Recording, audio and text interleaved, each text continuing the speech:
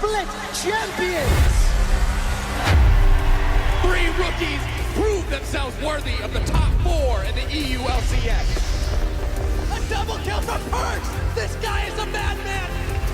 He can do it! Oh, Memento! You beautiful man! Guess the Quadra gotta be a pizza for Kobe! It's time to find out who will rise. This is the EU LCS.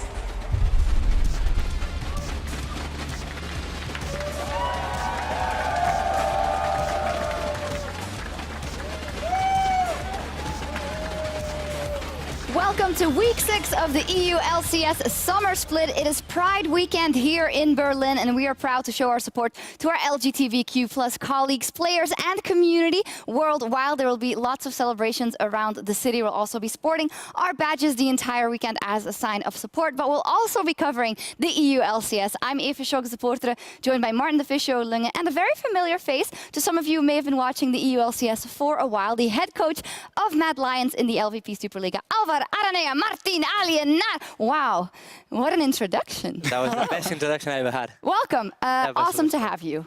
Thank you very much. So, I mean, you've been around, now you're coaching in the Superliga, but you have been around the European scene for a very, very long time. Very I think long time. the Fisher looked up exactly all the teams that you played for in the past. I mean, look, it's the biggest teams, at least. SK Gaming was probably the greatest achievement when you went to Worlds with them back in 2012, so a long time ago, of course. And then in the LCS, Alternate, when I actually want to highlight... They were really good. He was actually really good in that team. You guys were winning a lot of games until Lemon Dog stomped everyone. It was a time that you were only playing Nami, right? It is true. Like, only time there you was were a playing one-trick was support Nami? on another team. Okay. But, of course, onto Millennium. Then you became a coach right after that for Fnatic. Fnatic, Origin. I was coaching Fnatic for like 6 months, 7 months, the end of spring, then summer. We went to Worlds with Fnatic, and then I stepped down for a bit. I was doing just like streaming, YouTube and stuff, and then I joined Origin twice. And then I went to National League to Spain, because it's where I want to live. So Long list of achievements. And now you are here, and we do want to dive a bit deeper into your personality. So we have prepared the special DX Racer hot seat for you, which for the occasion we will call the Fuego seat. This is not very, but there we go. And because it's not Trevor hiding down there this time. No, it this is in time fact it the is Spanish flag. I must say, absolutely huge flag. So you feel at home. You say you like living there. Plus, we're going to Madrid, so we're going to start getting into that frame of mind. So the Fuego seat, we're going to start it off easy. You have 10 seconds to introduce yourself. Okay. What would you say? My name is Alvar Aranea. I've been playing League of Legends for 9 years since the beta, and I'm here right now, I guess. 10 seconds. Proudest EU LCS moment? Proudest LCS moment, probably it's when I qualified to Worlds with Ocelot, with SK Gaming beating CLGU. They were coming from OEN Summer, and they were the favorite, and we beat them, went to Worlds. That was epic at Gamescom. I remember that very well. On a scale of Expected to Mythy, how relevant are you in the Spanish scene? From Expected to Mythy, I would call myself Ocelot, like on the middle of it, but I guess Peke is quite relevant, he's quite famous. Mythy is the opposite, because he was never into Spain, so I would call me a bit into the middle. Okay. Who's the most overrated team in the EU LCS right now? More overrated team in the LCS? That's hard to say. Probably I'm gonna say or Splice or Vitality, because I think last year they were really good. Now they are not that good, and their performance not being that well as before. Okay, we'll dive a bit deeper into that in a bit. Why was Snoopy a better jungler than you? That never happened. I don't know who wrote that question, but that's It was Medic. It was definitely Medic. I mean, the good thing Snoopy had was great leadership. I was more as a caller, so I guess we were quite different. You were better at the game. Very quick story. In the ELCS studio, you could always hear when Ocelot or Aranea were winning, because they were screaming so loud, the entire building was shaking, which actually leads me to this question. Were you ever the best jungler in Europe? No, I was never the best jungler in Europe, because there was a friendly guy, I'm not going to say the opposite word, there was a friendly guy called Diamond Prox that he was by far always better than me. Do you miss the EU LCS? I miss the LCS, but not because of the league itself, by the people, because all the people who is here, there's a lot of friends of mine in the past, so I miss that a lot. Who's the most improved player in the EU LCS? I would probably call Memento this split. Is one of the players who improved the most, or I could probably, yeah, I would say Memento. Alrighty, and finally, who will raise the trophy in Madrid? That's hard. My brain says Misfits, because right now they are probably the best team in terms of macro. How they play, it's beautiful. But my heart is going to say Fnatic, because I've been a Fnatic. I know a lot of players of Fnatic, especially Soas and Reckless. So my heart says Fnatic, so I hope so. Okay, thank you for that. We got to know a bit more about you, and you think it's going to be a Misfits Fnatic final. That could be a very nice one. And by the way, if you guys want to join us in Madrid, there's still tickets on sale. Get them at eu.llesports.com/Madrid. There we go. And now you guys get to warm us up there. Since you guys are not very good at football anymore in Spain, at least you can be good at League of Legends. A legend. I mean, I think their country never didn't reach finals as well, so... Alrighty, let's not open that can of worms. Let's focus in on the EU LCS. We're going to take a look at the standings, seeing how we are past the halfway point of the split. We are counting down to playoffs as we speak, and we have two bits of very important news. First up, H2K. They will be starting with Kadril instead of Selfie in the mid lane due to a medical emergency. And Team Vitality has, bit shockingly, for me at least, subbed in Kikis and taken Gilius out of their roster for today at least. Guys. Big changes. Very big changes. I didn't think Vitality would make any changes, but then I looked at the standings again and I realized we always talked about them as a top 4 team for effectively 6 months now. They're currently sitting just outside playoffs in the current standings, so they probably felt like something had to change. I'm still surprised it's Gilius, because I actually think he performed just fine in the game, but we never know what happens behind the scene. That we don't. I think it's impressive, because I think, as the Fisia said, there is a lot of things going on with Vitality that we probably don't know, but I actually don't think as well that Gilius was the problem. I think there is more problems. Looking at how they performed last split, the main carry on that team, the main player on that team was Jizuke, and he's not able to perform anymore. Probably because of the champions that he's being played, he cannot go split push with something like a Assyria Rise. He has to play some mages like Zoe and Lulu. So I don't think that's his playstyle at all, and I think they are getting punished by that. And right now, the one who has to carry is Attila, and he's not able to carry because they are not giving the resources enough to carry him. We'll dive a bit deeper into Vitality in just a second. I do want to put the attention on the top of the table. Misfits did drop that game last week to Fnatic, and it wasn't pretty, but still 9-1 at the top of the table. Fnatic and G2 Esports, clear top 3. Alvar, what do you think of the strength of those 3 teams if we look at the rest of the league? I think they have like a legacy behind. They've been like performing the best from last year, especially Fnatic and G2. They've been the 2 best teams in Europe for the last 2-3 years, I guess. And Misfits just came up last year as well. They were really, really strong last year when they went to Worlds. And this first split on a spring, they didn't perform that well. This split, they are doing really well in terms of macro, like how they use TP, how they move on the map. It's incredible. And I think they are by far the 3 best teams right now we have in Europe. It's also pretty rare we have 3 good teams at the top fighting for first place. We typically have like 1 or 2 teams kind of above everyone else. So I think it's really cool that we have a trio now where, yeah, okay, G2 lose a game to Rocket, yet you're still not 100% sure they're not going to suddenly beat Fnatic or Misfits the following day. And that's the cool thing about these guys fighting for first. I'm okay, it's only a 3-man race for now. I don't need 10 teams to all fight for first place. I mean, the race for top 6 is what we're looking at as well for those teams that can make it into playoffs. Everyone under Misfits, Fnatic, and G2 Esports. Yep. And I asked you guys to think about who for you, who is the real deal? Who's going to make it to playoffs? Who has what it takes under these teams? And well, the first one we all want to talk about is Team Vitality. After their fantastic start in spring, making it to the semifinals with those rookies, it's a different story now. And with that change coming in, what can we expect? What we can expect, I don't think it's going to change too much in terms of play style, but it might change something in terms of the mindset or the shot calling of the team. Kikis is a very vocal member, we know that, so that might be where they're looking for a change. But it's important to look at Jizuke specifically. Erne already talked about him and how they played last split and why they found success. He was individually getting ahead. He was the one going to a side lane, 1v2 killing people, applying more pressure than almost any player in Europe could do for Vitality. So it wasn't a pretty play style. It was just very hard to play against, very aggressive. They're not doing that anymore. Do you think that there wasn't actually that much macro planning No. there? That it Definitely was not. really just the fact that Jizuke could carry? Obviously, if you call macro how they move in the map and how Gilius was pathing always to mid lane, that's probably macro. But it was more of the micro of Jizuke because he was really good and he was playing the champions he was more comfortable with, like these two champions, right? On a series especially. And with that champions and Gilius just coming to his lane all the time and just winning the 2v2s, they were always ahead. And then I remember that play with Rice that he was killing Fnatic, Assyrian, Vladimir, 2v1 bot lane. That was actually a mistake. Like, Jizuke should not be there.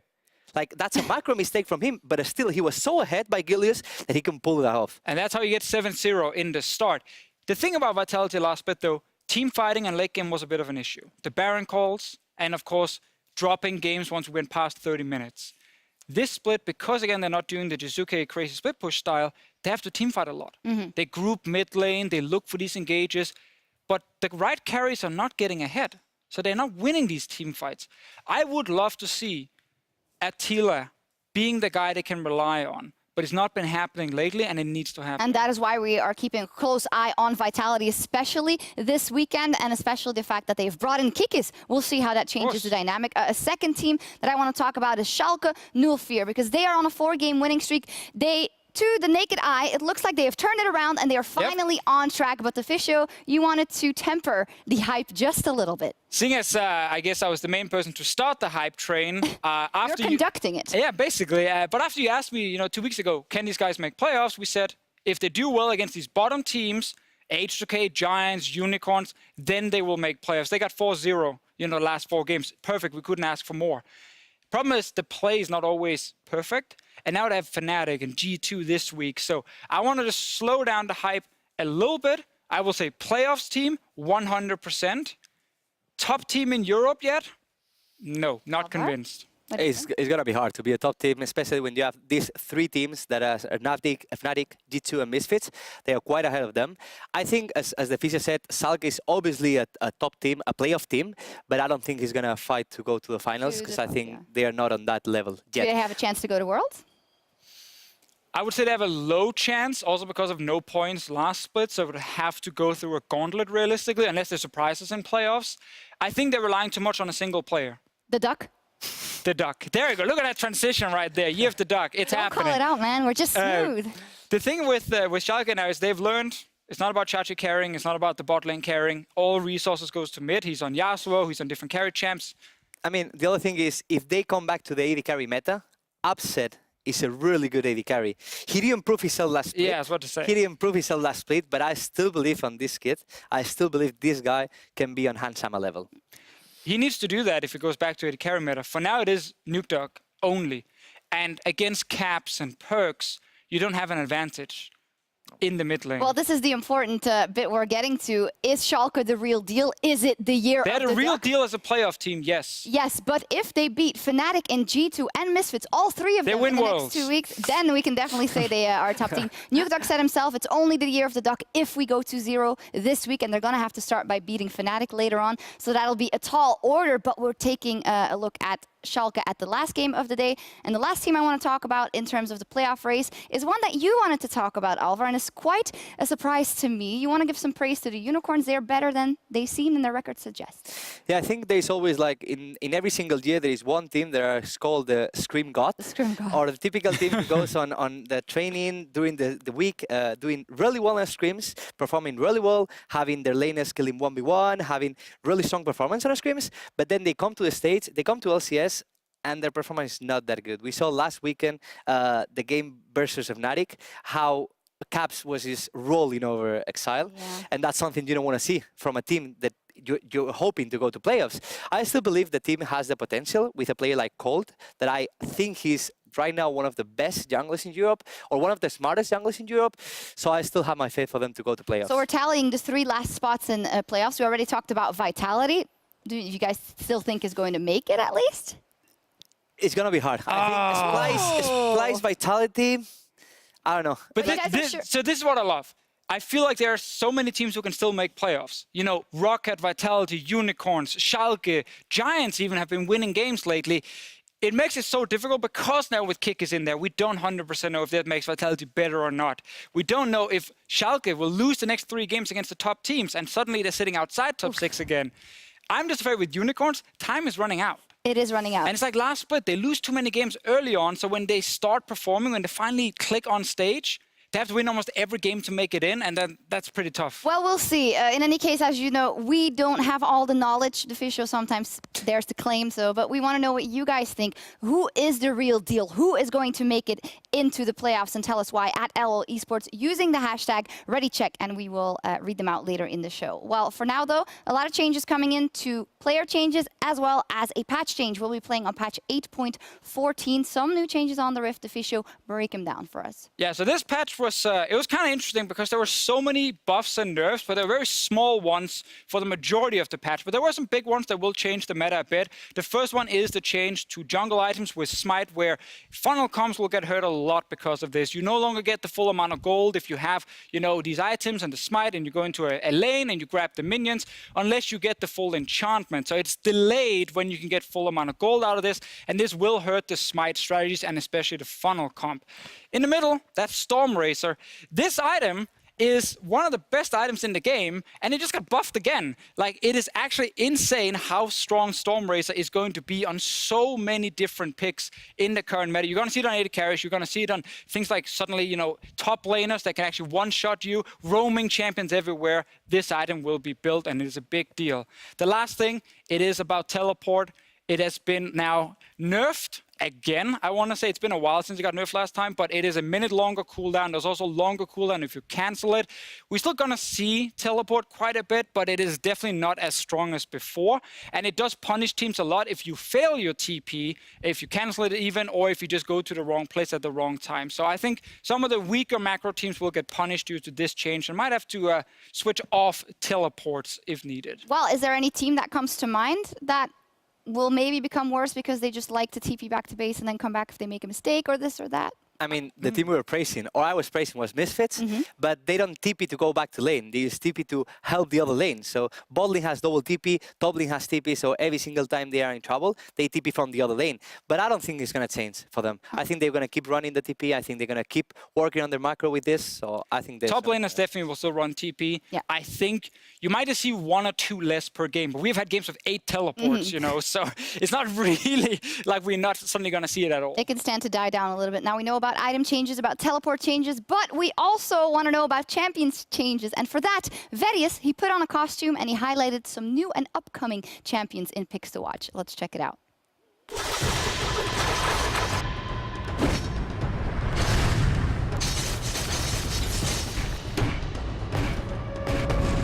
Welcome, ladies and gentlemen, to another episode of Picks to Watch. We're going to be looking at patch 8.14 and some of the fun and interesting champions that could be making their way into pro play.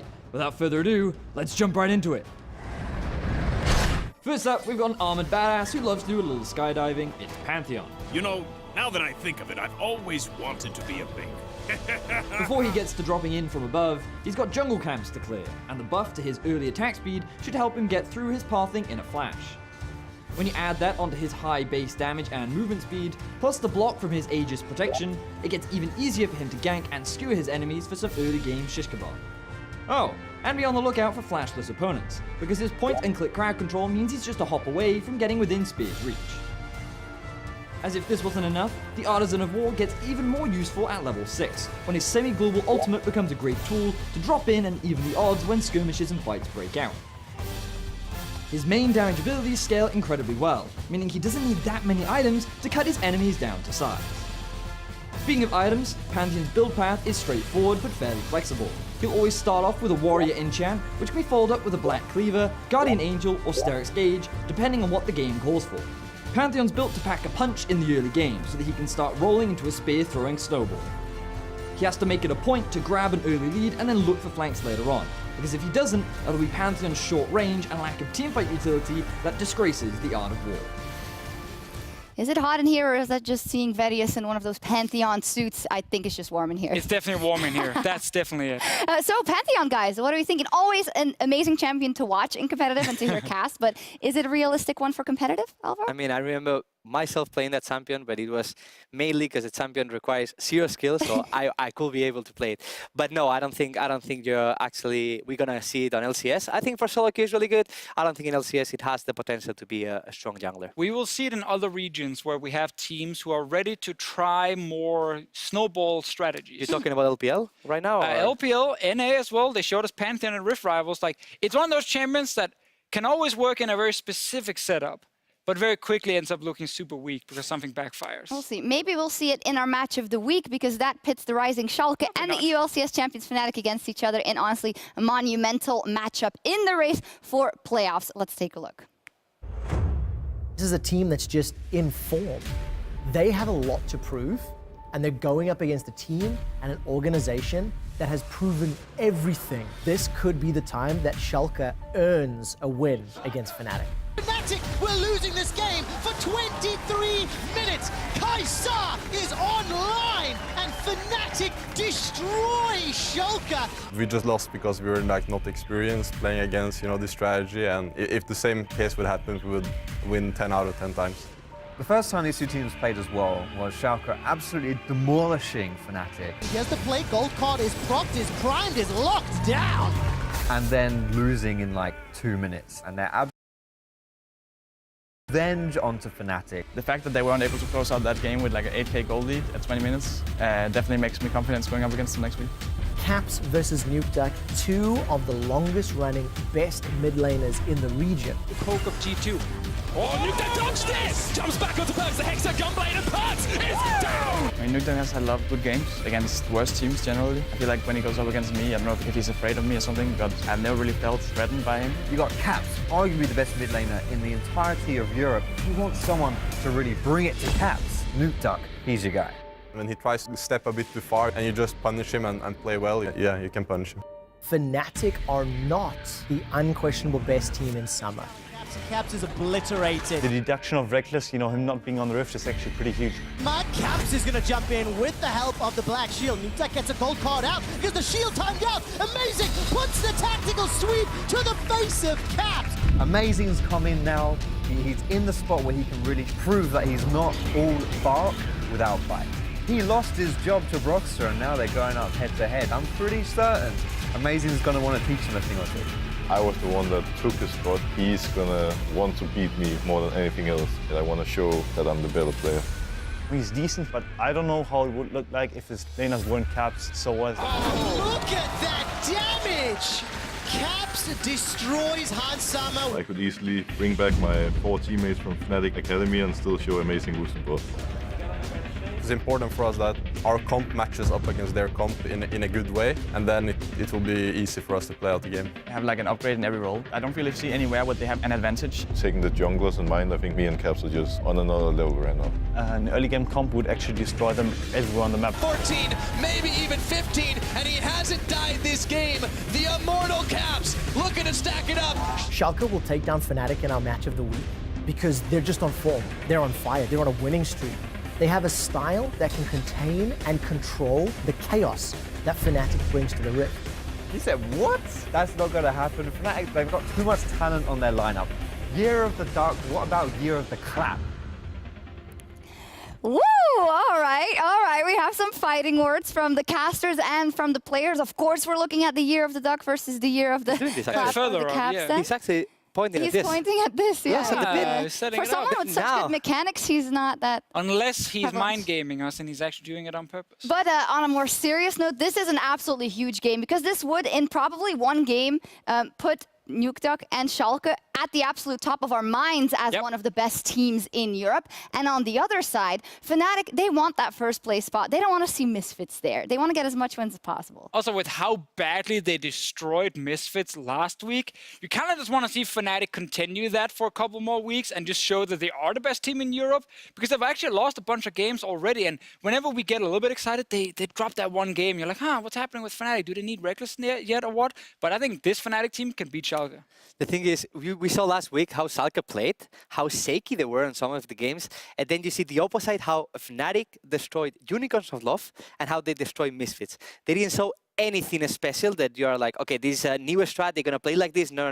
They're just doing new things, coming up with new strats, and snowballing different lanes completely every game. So I think it's going to be really hard for Schalke to beat the on Fnatic. Irelia and Wukong, by the way. This Wukong, guy, man. he doesn't care about the meta. He just does whatever he wants. I mean, he's always done that. He played the Shadow Assassin Kane when everyone said Kane was a garbage champion. Oh, can't wait, can't wait. Nukeduck versus Caps, Broxa versus Amazing. That'll be in our final game of the night. Fnatic versus Schalke, also our match of the week, and 4 tremendous games in the race for playoffs. Before that, I'm looking at that Vitality versus Giants, Joko versus now Kikis and not Gilius. Yeah, I don't know how it's going to change everything, and if Vitality is kind of putting themselves at a disadvantage. Or... I mean, at the same time, it's the old Giant roster versus Giant once again. So there's a lot of story in this matchup. Do you think that Kikis is just going to be in that game and just be his old self again, or is it going to take some time? The first thing is like Kikis hasn't been playing lately because he's right now playing on Illumina, a Polish team. He was playing on Illumina Polish team, and the National League of Poland, they are not playing anymore from the last 2 months. So they haven't been screaming anything. So he came up here to put on the role of Gilius, and I think it's going to be quite hard to feed that Zeus. Let's see, a lot of good games. G2 versus Splice before our match of the week. We're also going to look at our predictions, but before we do, I just want to take a moment to look at something from last week. This glorious lit up. Now, I'm doing really bad in predictions. Foxdrop, if you're watching, you're slightly more pathetic than me because you're actually last. And I am second to last. Even the viewers are beating me. I want to highlight that Law. Law got 4 out of 5. And Law got Splice correct again as well. She always bets on it, and most of the time it pans out. Yeah. So TLDR, the females did really well last week. You guys did great. Let's ignore the tweet you sent out saying you were gambling on basically every prediction. Except for those. Of course, except for the last 2. You for had those, them locked I wasn't in gambling place. at all. Was that an H2K prediction up there? That was because I followed the crazy man's rants. I thought I'd do it. Any case, let's take a look at the predictions for today. Alvar, you also casted your vote. Let's see if there's a lot of differences. Oh, you see the Giants upset over Vitality. Yep. I mean, it's once again, like I said before in the finals, my head says Vitality, but my heart is going for Giants, my Spanish team, my Spanish friends. So I hope they can take the game. Okay. I kind of wanted to change to Giants as well, but you can't anymore. No, I know. Can't anymore. I'm on 50-50 here, but. And also for all the praise we gave Schalke and the Year of the Duck, literally no one voted for them. I mean, this get Fnatic last week looked so good, man. These guys are insane when they get ahead. It's wrong. And also a lot of faith in Roccat. But if there's any game they could drop, it might probably be this is H2K with a sub. This is the 3rd day in a row where I have the exact same predictions as the fans. There you go. It's gone pretty bad. So is that good for you or for them? I don't know. You don't want to lose versus the fans, so you literally vote the same. Yes. So at the end of the season, that's all I do. Guys, we do need to move on because we're only 2 minutes and about 40 seconds away from Unicorns of Love versus Misfits. We talked a bit about Unicorns of Love before. Alvar, you have a lot of faith in them. What's it going to take for them here to beat Misfits, who are still the #1 team? I mean, I don't really think they're going to beat Misfits, but at the same time, I think versus G2 and versus Fnatic, they have a harder time because their mid laners like Perks and Caps are so dominant compared with Senkungs. Senkungs is really good, but he's not a hard carry on that team. In these other 2 teams, in G2 and Fnatic, they need the mid lane to hard carry, and that's why Exiles is having a trouble versus them. So I think if Unicorns of Love can beat any top team, it's going to be Misfits. Still, it's going to be quite hard. Well, if we look at their strength of schedule, they have Misfits, Giants, Splice, and Vitality. I would say it's like medium, very young teams. But the kicker here is they do need to beat them all to get to playoffs, most likely. So you can afford to lose the Misfits today. You have to beat Giants, Splice, and Vitality then. And those 3 teams, they're in the middle. You know, Vitality trending downwards right now. Splice is 5-1, so they're trending up. There's some tough games in this, but I think if you're Unicorns and if you make playoffs, you're 3-1 by the end of the next 2 weeks. You're kind of killing the hype by saying, oh, they can stand to lose to Misfits. That's not I'm just saying, if there's one game here you can stand to lose is Misfits. If you win here, bam, 4-0, go for it. Well, let's turn it on the other side. Let's look at Misfits. You just said it. They got absolutely spanked by Fnatic last week. They had nothing to do almost in that game from minute 1, from that first shenanigans in the top lane. So is Misfits going to make a statement here? Going to want to say, guys, we are the #1 team. That was just a fluke. I mean, I don't think they get that destroyed. I think Fnatic was leaving 0 windows of plays to Misfits to try anything, to force anything on top side, on bot side for the TPs.